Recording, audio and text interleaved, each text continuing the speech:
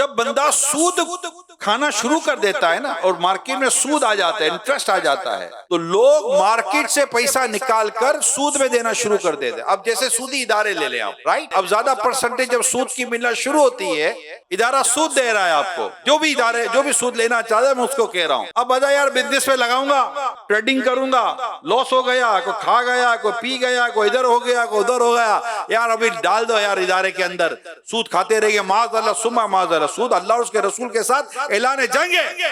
इससे तो कोई मतलब को भला हो ही नहीं सकता किसी का भी। अब हुआ क्या कि अरबों खरबों रुपये बोलो, डॉलर बोलो, पाउंड बोलो, दिरहम बोलो, दिनार बोलो, दुनिया की कोई भी करेंसी बोलो भैया, अब ये सारा रुपया मुख्तलिफ नामों के साथ अगर इदारे में जमा कर दिया जाए कि भाई हमारा इधर पैसा डालो और हमें यहाँ से मतलब इंटरेस्ट मिलता रहेगा, माज़अल्लाह सुम्मा माज़अल्लाह, तो पैसा सेव। अब पैसा कितना निकल के चला गया इदारे में।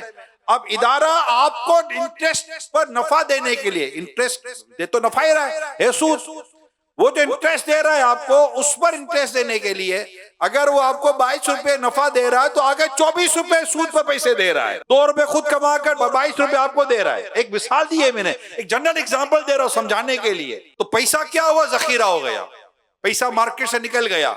जब मार्केट से पैसा निकलता तो ट्रेडिंग रुक जाती है, जब ट्रेडिंग रुकती है तो बेरोजगारी बढ़ जाती है, जब बेरोजगारी बढ़ती है तो क्रिमिनल एक्टिविटीज और करप्शन बढ़ जाता है, स्ट्रीट क्राइम बढ़ जाते हैं, जराइम में इजाफा हो जाता है, तबाही है। रिश्वत देने वाला दोनों जहन्नमी है। अब रिश्वत जहां होगी वहां पर तिजारत और मईशत की बर्बादी हो जाएगी।